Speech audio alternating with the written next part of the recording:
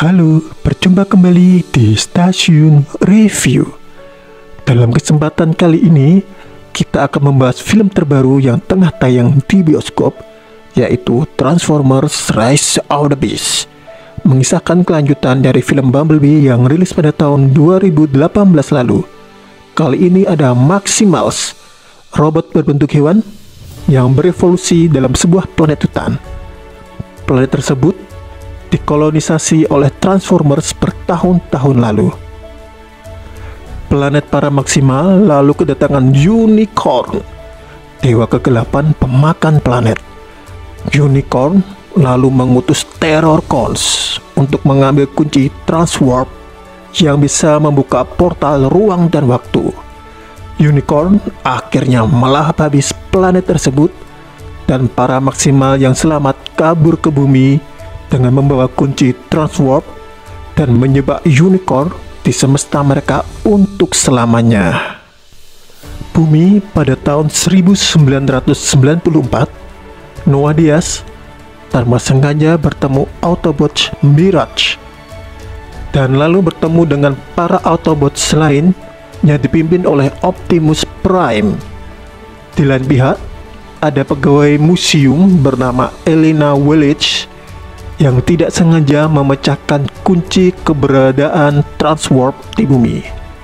Dikejar oleh para Terrorcons, para manusia bersama Transformers dan Maximals harus bekerja sama demi mencegah kiamat dan kedatangan Unicorn sang pemasah planet ke bumi.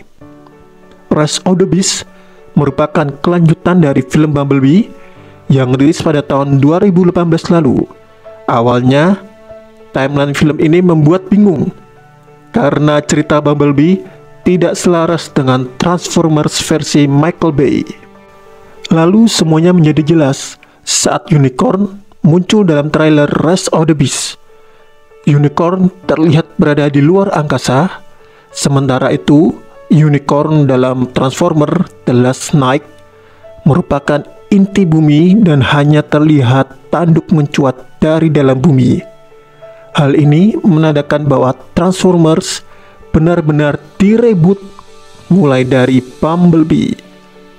Berarti segala kejadian dalam Transformers versi Michael Bay atau Bayverse tidak lagi berlaku dalam reboot ini. Unicorn dalam Rise of the Beasts juga sebagai pereda amarah para penggemar karena tidak bisa menyaksikan kemunculannya secara utuh dalam Bayverse karena filmnya tidak dilanjutkan. Rise of the Beasts mengambil beberapa elemen dari animasi Transformers Beast Wars. Mereka mengambil beberapa Maximals seperti Optimus Primal, Airazor, Cheetor, dan Rhinox. Seharusnya para Maximal ini sebagai bintang utamanya, tapi karena dijejali Autobots, akhirnya para Maximal hanya sebagai pemeran figuran.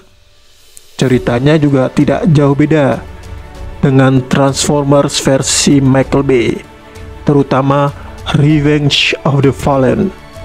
Para manusia dan Autobots bersatu mencari petunjuk keberadaan Transwarp yang tersimpan dalam peradaban paling kuno di dunia. Dari sisi sejarah memang menarik. Setidaknya mereka benar kalau peradaban di Peru merupakan peradaban paling kuno di Amerika. Tapi untuk sisi dunia bagian timur, seharusnya mereka memilih peradaban Sumeria, bukannya Nubia di Sudan, karena Sumeria merupakan peradaban paling kuno di dunia.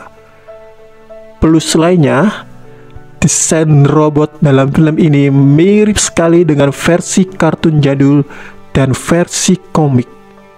Tapi dari segi aksi, setidaknya ada peningkatan ketimbang Bumblebee yang aksinya super membosankan. Pokoknya Bumblebee tadi penurunan drastis dari versi Michael Bay. Lalu pertempuran dalam Rise of the Beasts mulai mirip lah dengan versi Michael Bay. Lumayan, tapi masih terlalu biasa banget jika dibanding Transformers sebelumnya. Karakter utamanya juga bergeser dari Bumblebee ke Mirage. Mirage jadi Autobots yang berinteraksi dengan karakter utama manusia. Kekuatan Fata Morgana Mirage benar-benar dimaksimalkan dalam film ini, dan interaksinya paling kocak dan ngebanyol. Dia jadi sumber komedi dalam film Rise of the Beast. Namun, Rise of the Beast ini juga nggak konsisten. Autobots tiba-tiba pengen balik ke planet asal mereka. Padahal di Bumblebee, mereka datang ke bumi untuk mengumpulin pasukan. Terus, ini loh, Autobotsnya cuma segelintir. Ntar balik ke Cybertron bakal kalah lagi, keok di tangan Decepticons. Dan adegan ini anehnya enggak disebut lagi dalam film Rise of the Beast. Jadi membuat penonton ini bingung dan banyak yang sudah lupa. Kemudian Optimus Prime juga jadi pemimpin kikuk dan suram. Setelah kalah perang dengan Decepticons, nalar Optimus enggak jalan, suka komplain dan gampang curiga. Terus saat ngelawan Scourge dan Terrorcons, Optimus dan Autobots kalah telak. Pokoknya nggak konsisten lah, mirip kayak dalam versi Michael Bay. Terrorcons juga nggak serem-serem amat, cuman modal badan gede dan wajah serem, kuat di awal, dan endingnya juga gampang keok. Adegan robot berantemnya juga kurang greget dan masih terlalu sedikit, pokoknya kurang banget jika dibandingkan dengan Transformers versi Michael Bay. Namun adegan berantemnya ini sudah lumayan banget jika kalian bandingin dengan film Bumblebee kemarin. Unicorn bakal jadi musuh utama dalam trilogi baru Transformer ini. Sebagai robot seukuran planet, dia hanya muncul sesekali. Maklum, namanya juga film pembuka, tapi kemunculannya ini nggak epic-epic banget.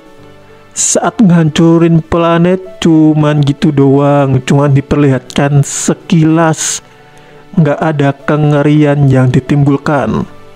Terus saat Unicorn muncul di bumi dan bakal melahapnya, yang bisa ngelihat cuma para Transformers doang. Unicorn ini malah kayak makhluk halus, padahal posisinya sudah sangat dekat dengan bumi dan segede planet.